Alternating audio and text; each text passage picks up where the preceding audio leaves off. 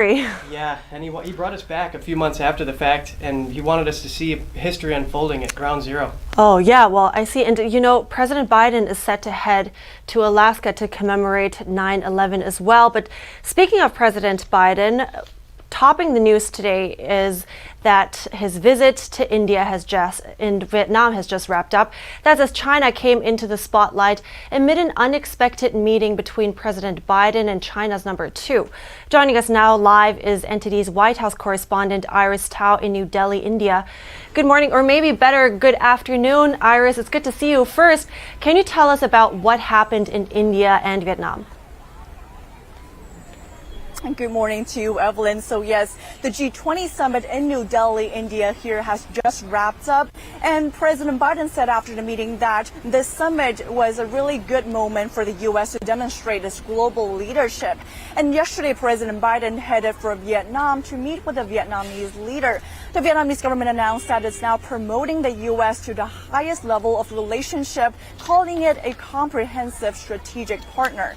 And the White House says that it also marks a turning point for the U.S. and Vietnam, which are at the point where the two are both trying to address challenges when it comes to the South China Sea, strategic partnership, as well as critical technologies. And President Biden, while in Hanoi, said this. Watch.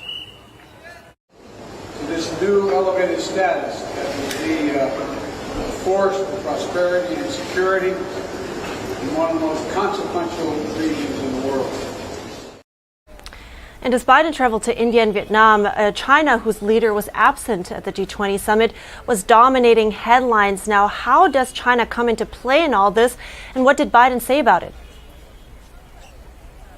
You're absolutely right. So China was a big focus during these trips. For example, while in New Delhi, India, during the G20 summit, President Biden really had this focus of rallying other countries to invest more in developing countries. And that goal was ultimately to counter China's Belt and Road Initiative. And actually, while in Vietnam as well, the elevation of U.S.-Vietnam relationship was really seen as a major move to counter China's influence in Asia as well. So China, of course, was at the center of the spotlight here. But while at a press conference in Hanoi, President Biden emphasized that he was not trying to contain China, but he did, however, call out China for trying to change the rules. Watch.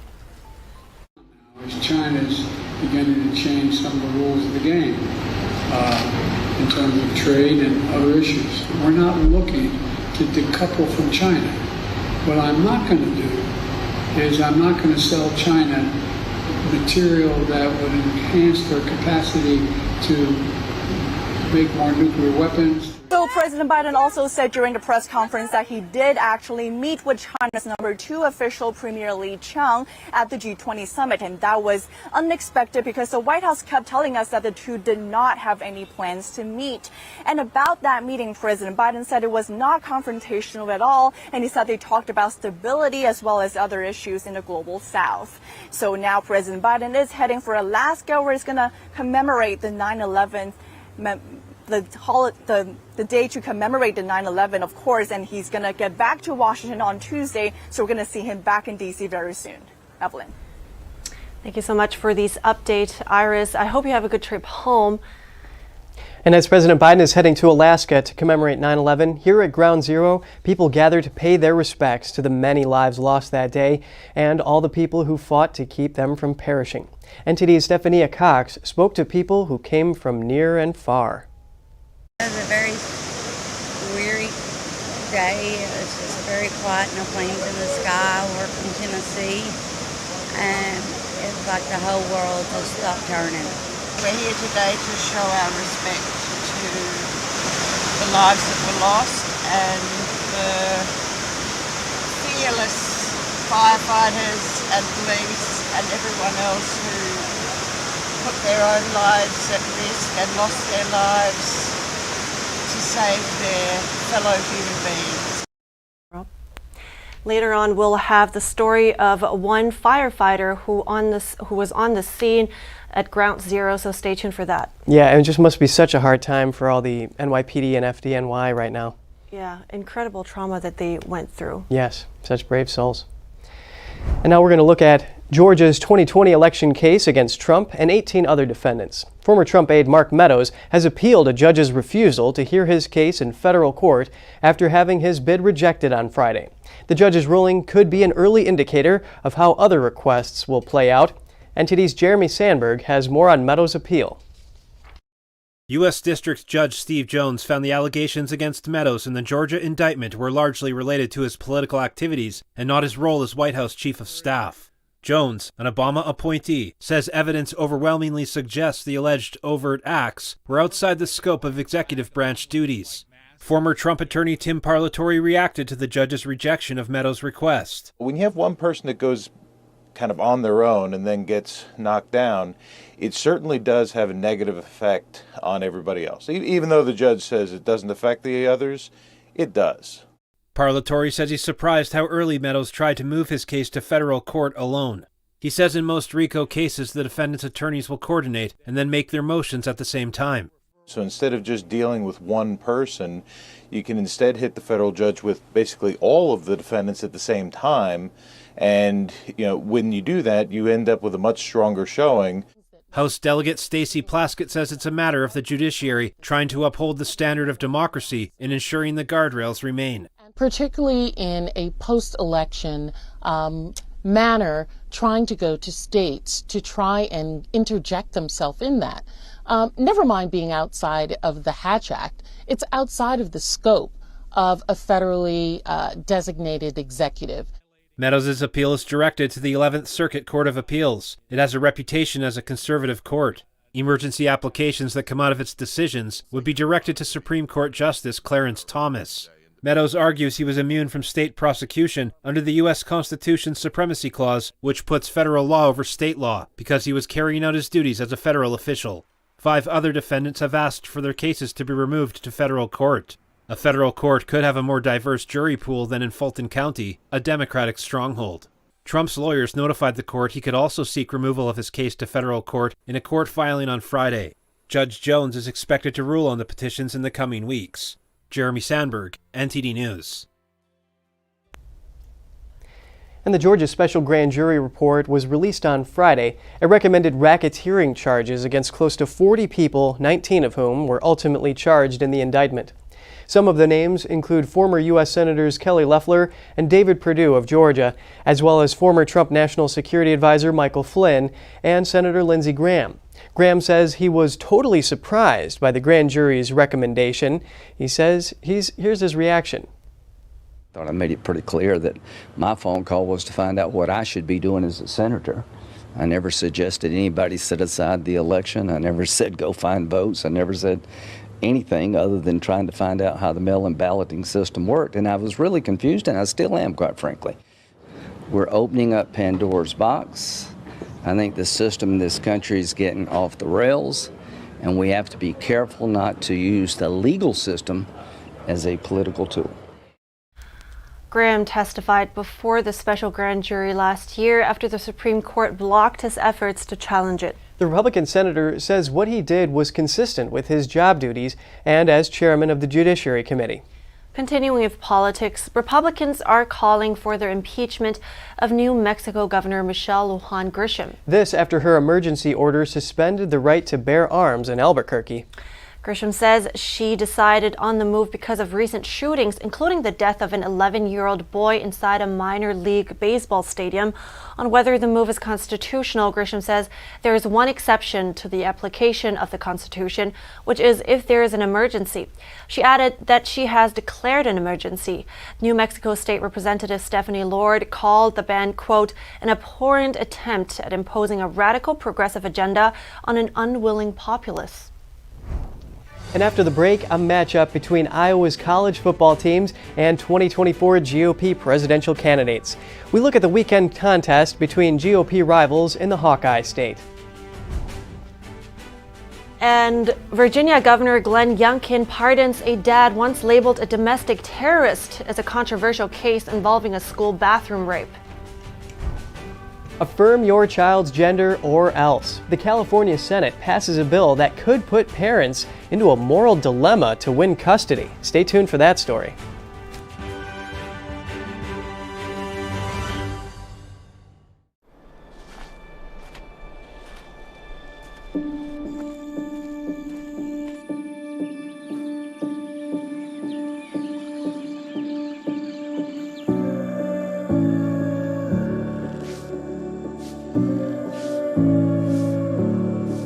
1 in 5 children worldwide are faced with the reality of living without food. No family dinners, no special treats, no full bellies.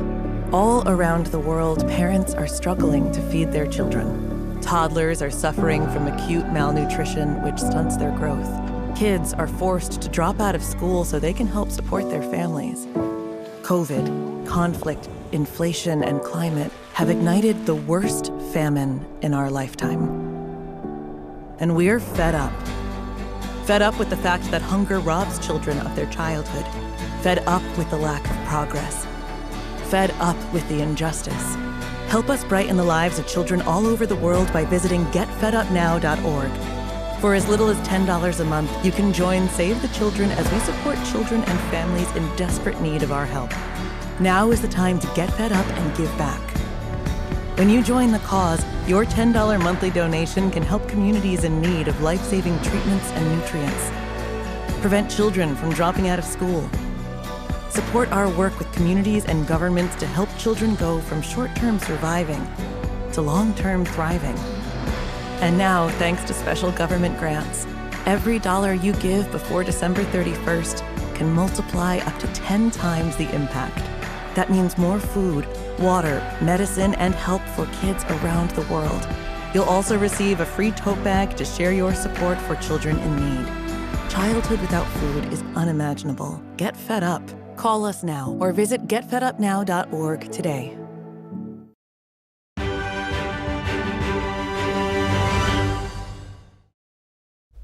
Welcome back. Presidential candidates crossed paths at a football grudge match in Iowa over the weekend.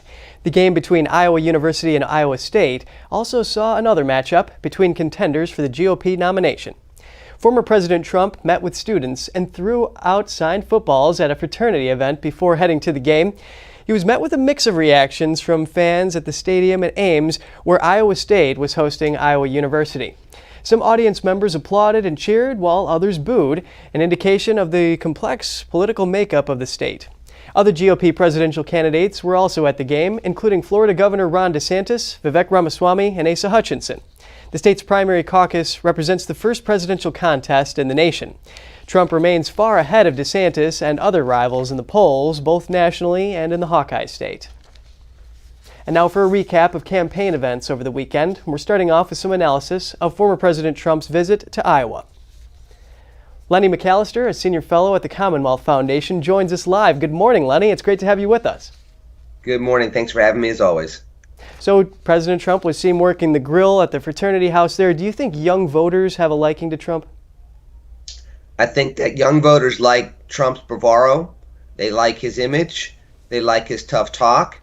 That is something that resonated with him all the way back to "You're fired," and having the model wives that he's had. That's something he's had in his playbook, in his back pocket, if you will, for the last several decades. This is nothing new. So for him to go to a bunch of frat boys and say, hey, I'm rich, I'm married to a glamorous wife, I'm a former TV star, and I'm the former president of the United States, like me, of course that's going to work. And that's going to look good for him. It's going to give him that youthful look, which, by the way, from a strategy standpoint, was smart, especially if you're running against somebody whose image and whose reputation is very old. For Trump to be around young people and look vibrant and young, that contrast, that in that regard, that was actually a pretty smart move. Yeah, I agree, because he is a multi-billionaire valued at about $2.5 billion, so it's important for him to show that he's a down-to-earth kind of candidate. Now, South Dakota Governor Kristi Noem, she's fighting to be Trump's VP, and President Trump was there this weekend. Can you tell us about what his message was to voters Friday?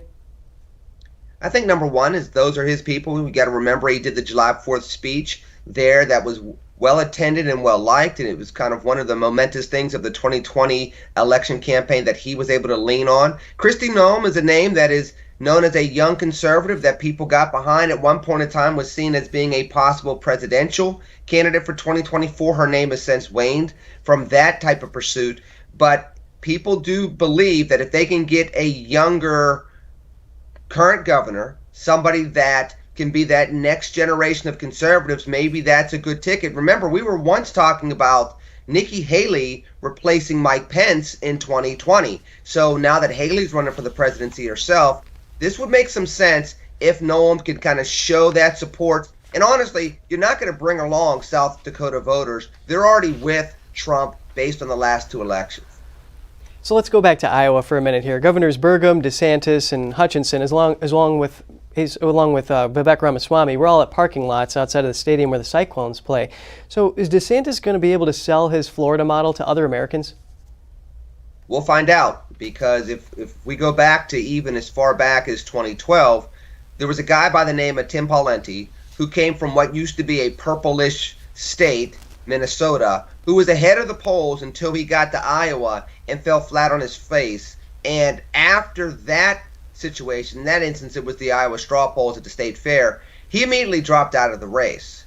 You're going to have to be able to sell yourself as a GOP presidential candidate to middle America, those farmers, those very down-to-earth working class folks, just as much as you can win a purple state, a swing state such as a Florida, an Ohio, a Pennsylvania. Always great analysis. Does not, if he doesn't get that formula, he's not going to be able to win and move forward from there. Always appreciate talking to you. Lenny McAllister, Senior Fellow with the Commonwealth Foundation. Thank you. Thank you. God bless. Virginia Governor Glenn Youngkin has pardoned a dad who was arrested at a school board meeting. The father was seeking answers about his daughter's rape in a school bathroom. NTD's Daniel Monahan has more on the case. It all started in May 2021. Scott Smith's 9th grade daughter was raped in a school bathroom by a teenage boy wearing a skirt, reportedly identifying as gender fluid. Smith went to a school board meeting soon after the incident. On the agenda, a policy that would allow boys to use girls' bathrooms and vice versa based on one's so-called gender identity. The atmosphere was emotionally heated, and Smith got into an argument about the assault. The grieving dad was charged with obstruction of justice and disorderly conduct, and convicted of both. Governor Youngkin discusses Smith's pardon on Fox News. Mr. Smith did what any father would do, what any parent would do, was stand up for their child. The incident was later cited as an example of alleged domestic terrorism committed by parents targeting school boards. We righted a wrong. He should have never been prosecuted here. This was a dad standing up for his daughter. The case caused controversy due to the alleged behavior of school superintendent Scott Ziegler. One of Governor Youngkin's first actions when taking office was to order an investigation into the school's response to the assault. To uncover the fact that the superintendent had in fact covered it up. And he was immediately terminated when the final report from the grand jury was issued. Deputies ultimately arrested a male student in connection with the assault of Smith's daughter. But before that, he was transferred to another school in Loudoun County and reportedly assaulted another girl. Emails from then Superintendent Ziegler allegedly show he knew about the student's arrest, but transferred him anyway. A group of students later protested outside the school, chanting, "Loudoun County protects rapists." Smith reacted to the pardon, saying, "My family has been living a nightmare that no family should have to endure. But rather than sit quietly and take it, I decided to stand up against the government, and for that I was labeled a domestic terrorist and charged with crimes I did not commit." Smith also thanked Youngkin for his absolute and unconditional pardon. Smith's arrest at the school board meeting helped fuel a national political conversation around school choice and parental rights, as well as the issue of women's safety in private spaces. Daniel Monahan, NTD News. A new California bill is putting parents who disagree with cross-sex procedures on minors in the hot seat. It would require a judge to consider if a parent affirms a child's so-called gender transition when determining custody. The bill passed the state Senate last week in a near-party line vote. Democrats argue the bill would help protect the well-being of LGBT children whose parents are going through a divorce, but critics warn the bill would reward parents in a bitter custody battle who allow their child to get irreversible cross-sex surgery or take life-altering puberty blockers. Elon Musk reacted to the news on X. He called the bill a wolf in sheep's clothing. The tech entrepreneur added, quote, "What it would actually mean is that if you disagree with the other parent about sterilizing your child, you lose custody. Utter madness." Well, what this is actually doing is taking the decision-making process out of the parent's hands and giving it to the child. Because if the child goes ahead and says that they're such and such person, the parent would have to agree in order to get custody. Well, maybe hence why Elon Musk also says wolf in sheep's clothing. Yes. So we're going to the break now. Updates on the devastating earthquake that hit Morocco last week, killing more than 2,000 people. The death toll is expected to rise in the worst quake to hit the country in decades. And nearly 1 million barrels of illicit Iranian oil seized by the U.S. The DOJ says the shipment was en route to China. Stay tuned for that story and more after the break.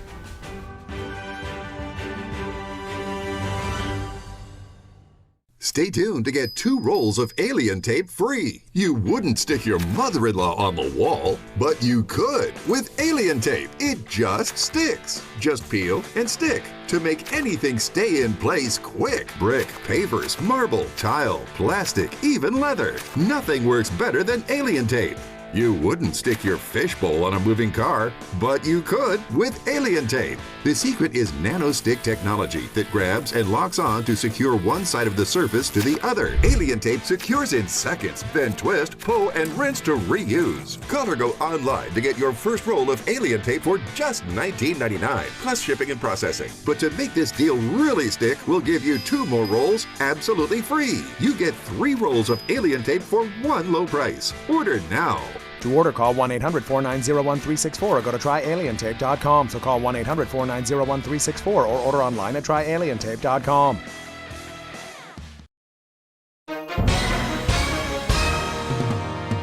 Hi everyone watching at home.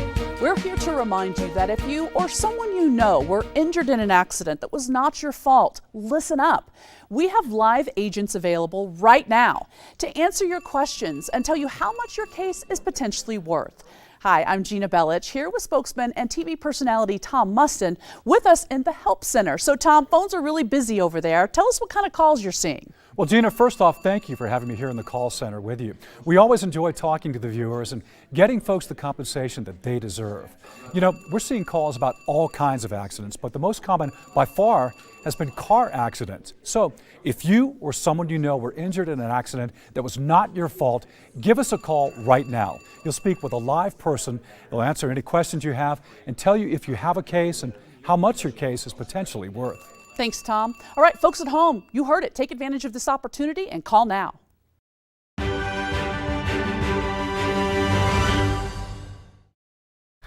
Good to have you back. A major bust by the DOJ. Nearly 1 million barrels of Iranian oil allegedly bound for China. The agency says it's the first time ever that a company has been criminally prosecuted over illegal sales of Iranian oil in violation of U.S. sanctions. According to a DOJ press release, the crude was allegedly sold to China by the Islamic Revolutionary Guard Corp, a U.S. designated foreign terrorist organization. Court filings show that profits from the illegal sale support a range of malign activities by the company, including the spread of weapons of mass destruction and human rights abuses. U.S. Customs seized the banned cargo in April from an oil tanker. Empire Navigation is the operator of the vessel. It pleaded guilty to smuggling sanctioned Iranian crude oil. And the death toll from the devastating earthquake in Morocco now stands at over 2,100, with thousands more injured. Friday's quake destroyed thousands of buildings. Rescuers have worked tirelessly to reach the worst affected areas, and the death toll is expected to rise. Multiple countries have pledged to send aid and relief, including the U.S. According to WHO estimates, hundreds of thousands of people have been affected by the disaster. NTD's Cost M&S has the latest updates. It's Morocco's worst earthquake in more than 6 decades. It struck just after 11 p.m. local time, with a magnitude of around 7 on the Richter scale. Video footage shows people running to the outside to escape the falling debris in Marrakesh. The quake's epicenter was around 45 miles southwest of Marrakesh, a city known for its medieval mosques and palaces, many of which were reduced to rubble, including a historically important 12th century mosque. The quake also damaged parts of Marrakesh Old City, a UNESCO World Heritage Site. Survivors struggle to get food and shelter as rescue crews search for missing people in remote areas. The worst destruction occurred in isolated areas of the nearby Atlas Mountains. Communities in the area are difficult to access. President Joe Biden expressed his sadness about the loss of life and devastation caused by the quake. He told reporters the U.S. is ready to provide any necessary assistance to the Moroccan people. According to U.S. officials, a small team of disaster experts arrived in Morocco on Sunday to assess the situation. France says it stands ready to help and is awaiting a formal request from Morocco. Other countries offering assistance include Turkey, where more than 50,000 people died from earthquakes in February. Morocco has declared 3 days of mourning. King Mohammed VI has publicly thanked countries who have sent aid, including Spain, Qatar, the United Kingdom and the United Arab Emirates. He called for prayers for the dead to be held at mosques across the country. The WHO estimates that more than 300,000 people have been affected by the disaster. Kostem Enes, NTD News. Our thoughts go out to the victims and families affected. Yes, and now we're going over to Malcolm Hudson in the UK for some short headlines from around the world. Good morning, Evelyn and Kevin. UK Prime Minister Rishi Sunak said he had raised his concerns over Chinese interference in Britain's democracy during a meeting with Chinese Premier Li Qiang at the G20 summit in India. This after the arrest of 2 alleged spies. Lawmakers have named one suspect, a researcher in the British Parliament who worked with senior lawmakers. An ailing American researcher stranded in a cave in Turkey has been brought halfway to the surface. Italian rescue teams said they successfully carried Mark Dickey on a stretcher up from the depths of over 3,000 feet to 2,300 feet. He's now resting at a base camp before another team continues the taxing journey. The beleaguered Spanish Soccer Federation chief has quit. Luis Rubiales said yesterday he will resign from his position as president, saying his position has become untenable. He has been engulfed in a scandal after a player accused him of kissing her without consent last month during Women's World Cup final celebrations. Niger's new military leaders accuse France of amassing forces for a possible military intervention in the country following the coup in July. French President Emmanuel Macron said he would only take action at the demand of the deposed Nigerian leader. Russia yesterday wrapped up regional elections, including in regions annexed from Ukraine. Authorities said they delivered strong support for President Vladimir Putin amidst criticism of vote rigging. Kyiv and the West have denounced balloting in the occupied areas as a violation of international law. That's all from me. Back to you, Evelyn. Kevin? Well, I'm glad they're making progress on getting the caver out. Oh, yeah, it must be a huge breath of relief for that guy. Yes. Thank you, Malcolm, for your good reporting. We're heading into break now. The convicted murderer who escaped from a Pennsylvania prison more than a week ago remains at large. Authorities have now issued a reward of $20,000 for information leading to his capture. It was branded as a Twitter killer at the time of its inception, but now social media site Threads is struggling to get traction. A social media professor tells us why after the break.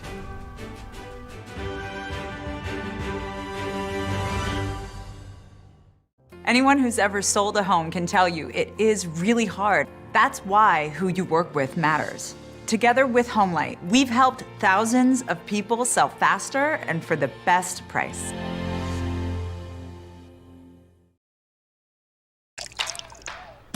You're not gonna get it all right. Just make sure you nail the big stuff. Mama! Like making sure your kids are in the right seat for their age and size. Get it right at nhtsa.gov/the right seat. We would like to help you maintain a healthy body and mind so that you have the strength to enjoy a productive and fulfilling life. We want to keep you informed so that you can make the best decisions to support your family. We want to offer you the best education so you can join us in building a positive future for humanity. We hope to inspire you with goodness and compassion, to nurture your heart and soul with love and kindness, and fill your spirit with positive things. we'd like to share the tastiest meals with you. Because you are part of our family. We want to bring you the most interesting and exciting things so we can enjoy every single day together. Ganjing World, technology for humanity.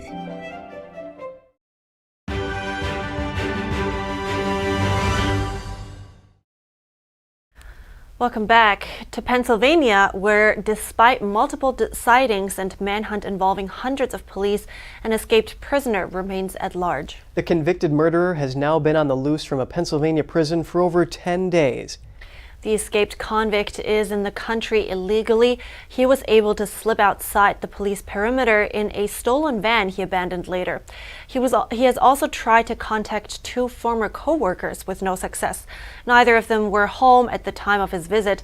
The doorbell camera of one of them showed the escapee has changed his looks. He's now clean-shaven and was last seen wearing a bright green hooded sweatshirt.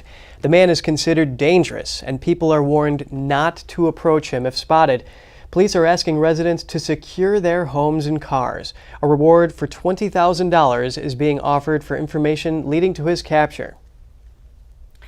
And a Michigan football coach has been suspended over allegations of sexual harassment. Mel Tucker allegedly sexually harassed activist and rape survivor Brenda Tracy during a phone call last year. He was suspended without pay less than 24 hours after the allegations became public. Michigan State University officials announced their decision pending the results of an outside investigation into the allegations. The complaint was investigated by a Title IX attorney hired by the university. The investigation concluded on July 25th. An initial hearing is scheduled for the first week of October, which will determine if Tucker acted in violation of the school's sexual harassment and exploitation policy. Tucker is the second Big Ten football coach to find himself at the center of a scandal in 3 months. A new lawsuit from Elon Musk's X Corporation accuses California of violating First Amendment rights. That's over a requirement that social media platforms must provide detailed reports to the state. They must tell the California State Attorney General how their content moderation systems work, how they define content categories such as hate speech and others, and also how much content gets flagged or removed. The lawsuit seeks a jury trial to determine the legal validity of the California law. Governor Newsom commented on the law last year in a statement to CNN. He said California will not stand by as social media is weaponized to spread hate and disinformation that threatens communities and values as a country. He said the action brings much-needed transparency and accountability to the policies that shape the social media content. Meta's new app to rival Twitter is struggling to get traction. We're going to look at reasons for this, where the company might be taking it, and concerns over free speech. Joining me now is Andrew Selepak, a professor of social media at the University of Florida. Thank you for your time, Andrew. Let's talk Threads. So, Meta CEO Mark Zuckerberg, he's obviously very good at this. Facebook did really well, Instagram. Threads not so much. Why is that? Well, one of the things that we saw with Threads is that there was a huge amount of interest in it right off the bat. 100 million new users within just a very short period of time. And then I think what most of those people who so easily were able to join Threads saw was that it was a very scaled down, a very kind of beta version of Twitter, and there didn't really seem to be a real need to add Threads to your social media mix when you already had Twitter, now X, and without all the features. Yeah, that rise time for 100 million signups was just 5 days, so that's a huge meteoric rise. But then in just 1 month, it was down about 80%. So where does that leave Threads here? Are they going to continue this investment? Well, I think one of the things we'll see is that at the moment, Meta can't just completely let it die. And there's a couple reasons for that. One is it would be a huge embarrassment. Two, because they did release what was a very scaled down beta version, they're slowly continuing to add more features, adding a desktop version. Just recently, you now can get a Threads sort of feed in your Instagram feed, which isn't necessarily a good thing because it's potentially taking people off of Instagram, which Meta makes money from, and bringing them over to Threads, which Meta doesn't make any money from. But they're continuing to add more options and features, hoping that people will start using it, or at least can go back to using it other than just signing up for it in the first place. A lot of hope there. Now, back in my day, I mean, MySpace hit the scene and it didn't really have that much traction, but then Facebook came along and Trump, the pioneer in the industry, and did really well. Twitter here obviously did well, and then now Threads, what some are calling a copycat, really isn't. So how do you explain this phenomenon?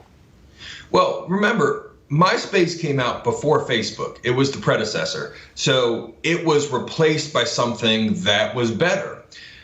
Twitter is out first. Threads is supposed to kind of replicate with a Facebook model of being better, and it's just not.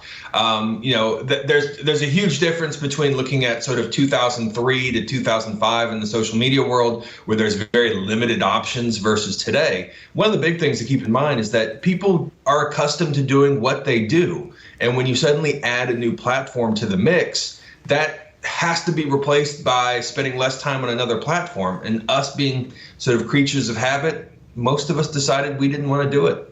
So let's talk about censorship. This is a huge topic in the news right now. Do you think that Threads has an advantage for having tighter content moderation with the risk of being accused of censorship like the Twitter Files journalist? Or does Twitter have the advantage under Musk's rule, said now to be a free speech platform?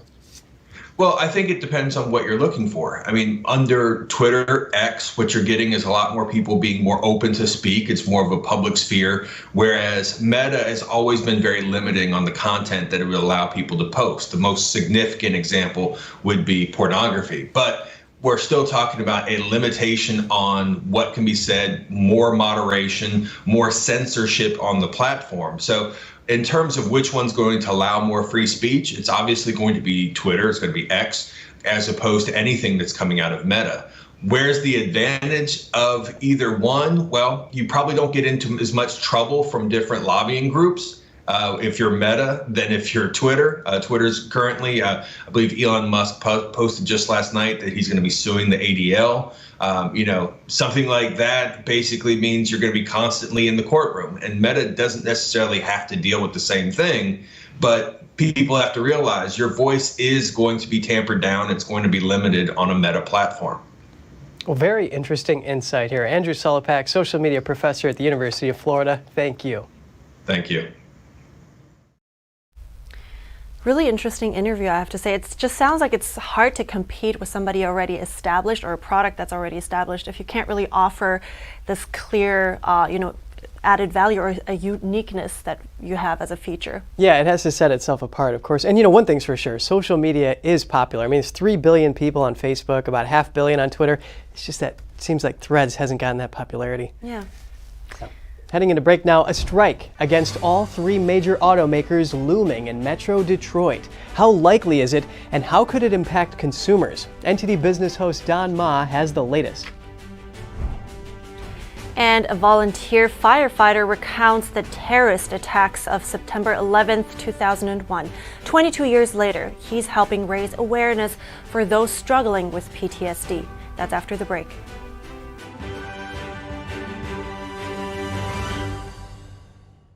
Anyone who's ever sold a home can tell you it is really hard. That's why who you work with matters. Together with Homelight, we've helped thousands of people sell faster and for the best price. Bars should lock up criminals, not your back. Don't get the shakedown from lesser spine surgeons who utilize screws, rods, and disc replacements. At Bonatti, no hardware is ever used. 65% of patients come to us after receiving failed back and neck surgery at other facilities. With 98.75% patient-reported satisfaction, you don't have to be a prisoner to your pain. Bonatti succeeds where others fail. Visit AskBonatti.com.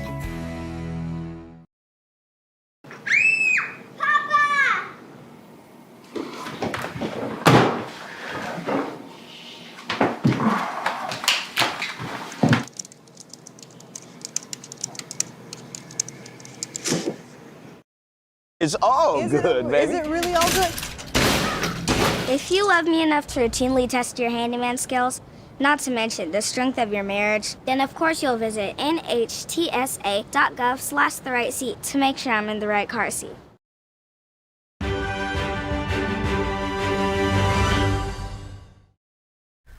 Good to have you back. A possible strike on Detroit automakers looms this week.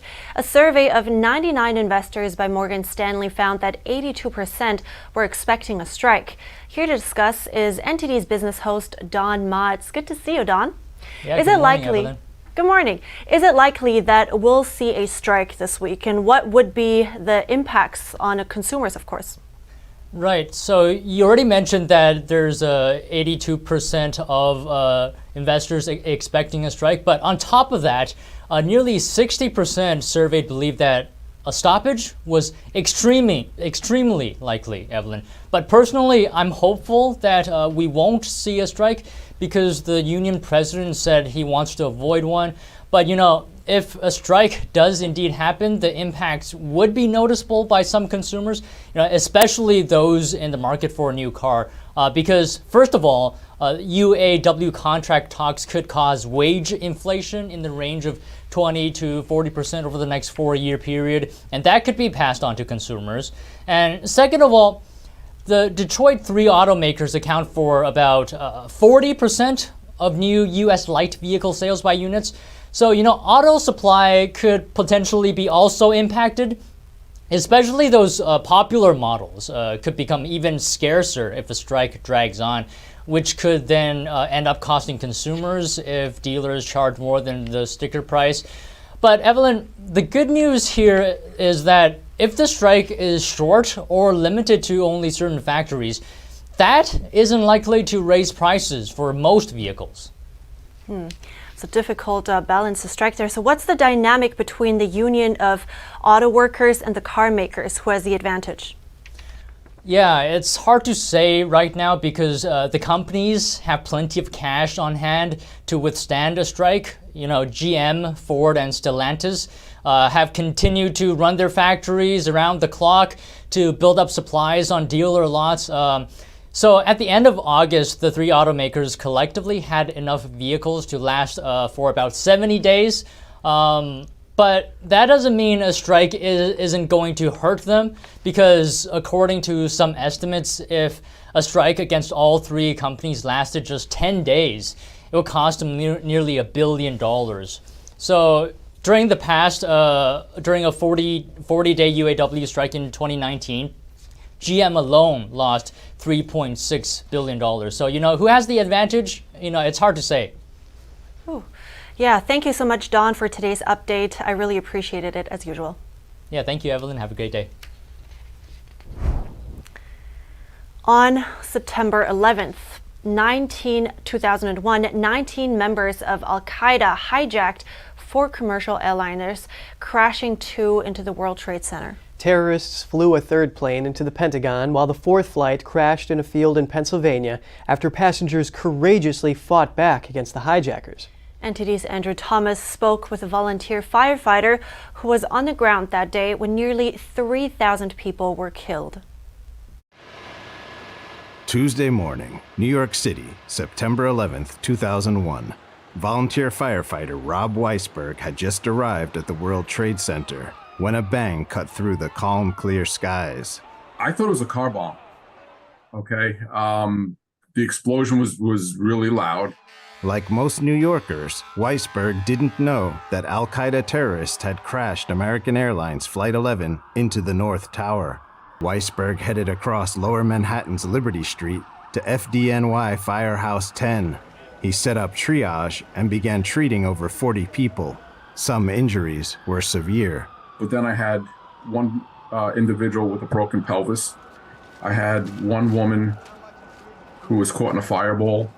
Okay, so she was severely burned over majority of her body.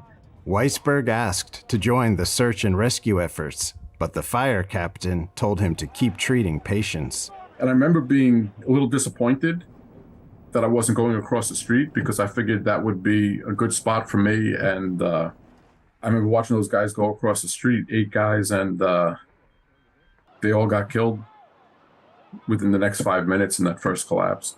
The debris from the collapse flooded the firehouse. Weisberg says it felt like someone was pouring sand down his throat. At that point, it was just like I said, we're suffocating. We can't see our hands in front of our face. And just like keep working till you drop. Do the best you can. Hold your breath as long as you can. Before he knew it, one of the plane's engines came through the roof of the firehouse, crushing an ambulance. I thought it was going to be like a bowling ball just coming through and, taking people along with it. Weisberg couldn't see anything, but he had a mental layout of the firehouse. He managed to find a door which led to an emergency exit and guided people into the alley behind the building. I get to the back wall where the door is, and I'm feeling around, and all of a sudden I'm like, I'm feeling hinges. So, in my head, my training, hinges tells me the door opens towards me. In the years following 9/11, Weisberg has endured post-traumatic stress. He says when people have something like a heart issue, everyone talks about it. Not so much with mental health. And I say to people, the brain controls everything else. So the one organ that controls everything, that's the one organ you can't talk about. If you're having a problem, it doesn't make any sense. He says he's found some solace in being outdoors. So Weisberg embarked on a 2,200-mile journey across the Appalachian Trail. He teamed up with nonprofit Paws of War. The organization helps veterans and first responders by rescuing, training, and adopting out service dogs. He hopes to continue to raise awareness and funds for those impacted by PTSD. I just want people to walk away with the idea that forget about any stigma, it shouldn't be there, and get help, whatever the situation is. When asked how he and other first responders were able to keep their composure on that catastrophic September day, he simply responds, "It's what we do." Reporting by Andrew Thomas, NTD News. Some heavy stuff there. I think I can speak for everybody here when I say we really deeply want to express our gratitude to all the men and women that helped out that day. Yes, they just risked their lives. And as I mentioned, my family and I were there weeks after the attack, and it looked like it just happened yesterday. That's incredible. I can't imagine. There were checkpoints with police on the outskirts, and then as you got closer, it was just armed military to keep any looters or anyone else out of there. Always gives me goosebumps. Well, we're moving on into break now. The winners unveiled for the 10th NTD Classical Chinese Dance Competition. NTD's Chris Spears brings us the stories of the grand champions. That's after the break.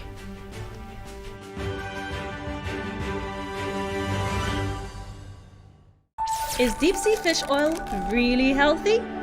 Due to pollution in the oceans, most fish contain heavy metal elements and radioactive substances. That's why it's so important to choose a pure source of omega-3. Puritang Green Vegetable Omega-3 is made from purslane and perilla seeds, which are rich in nutrients and minerals, especially vitamins A, D, E, calcium, and iron. With natural processing and no harmful chemical additives, it has more than 90% concentration of omegas 3, 6, 7, and 9. It effectively improves brain power and is beneficial to the heart's health. Puritang Omega-3 does not smell of fish and contains no pollutants, so both adults and children can safely and easily consume it over a long period of time. Puritang Green Vegetable Omega-3. Greener, healthier, and more effective. Visit puritang.com to learn more.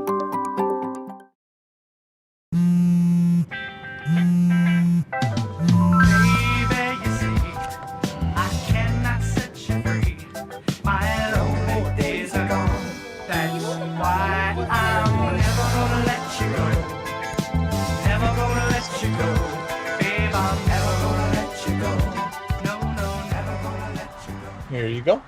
Thank you. Thank you.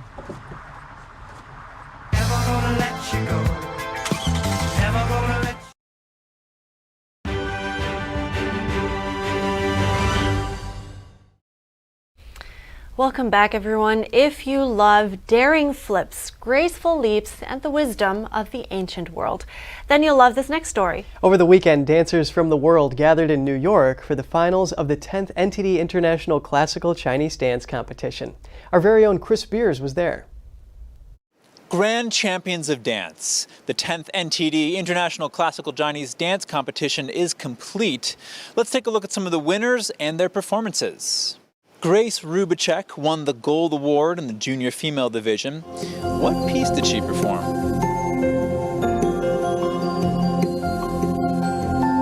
It's just called Spring. And yeah, I was inspired by the feeling I get when I walk around outside in nature. Like, it feels very free and just very calm, at least when I go outside. And I really like that feeling. So I decided to put that into a story piece. Grace uses a special technique to make her dance come to life. If you just use your arms or just your head to do the action, it's not as clear as if you use your body too. Because then the audience can see your whole, like, what you're feeling is more clear. Because your whole body has the same feeling, not just like one part. Your whole body is like expressing what you're feeling. Lucas Browdy won gold for the Junior Male Division. He chose a piece about the famous Chinese general Yue Fei. The story is, he's claiming back lost land. He's undefeated in battle, and he's almost there, back to the capital, old capital. And so, right as he's about to achieve his goal, right, he gets 12 imperial edicts. You can't ignore those. So, he's a saying in Chinese. He said, 10年之力废于一旦, which means 10 years of hard work gone in an instant. Adult Division Silver Award winner David Xiao says this about his piece. My dance this year is about, in Chinese it's called 人间过客. What I'm trying to portray in this dance is basically on Earth, you should try to be lighthearted, because in the end, no matter what you go through, you're gonna go towards, if you're a good person, then you're gonna go higher, you're gonna go towards the heavens. Our goal from this dance is to show everyone the traditional values of Chinese culture, and that humans and then heavens is connected. We also hear from Ryan Zhou, Bronze Award winner from the Junior Male Division. Through dance, I've learned so many differences in my worldview. It's one is to be able to let go of myself, one to think about others, one to be able to take more pain, one to be able to be more responsible. This concludes our coverage of the 10th NTD International Classical Chinese Dance Competition. I'm Chris Beers, reporting from the Performing Arts Center at Purchase College in Purchase, New York, for NTD News. The competition is part of a series of events hosted by NTD in support of traditional culture. For those who missed the event, a recap is available at ntd.com. That's right, and stay tuned for highlights after the show on NTD's cable channel. Yes, don't want to miss it. And I just love how the women demonstrate such grace in their movements and the men such power and strength. Yeah, really interesting. Also, how the level of depth that is behind the movement. So good job, everybody. Well, congratulations to the winners. Seems like it was some rough competition there. Ditto. All right, that's all for today's program. We'd love to hear from you at goodmorning@ntd.com. Write us an email with feedback if you'd like. Thanks for watching. I'm Evelyn Lee. And I'm Kevin Hogan.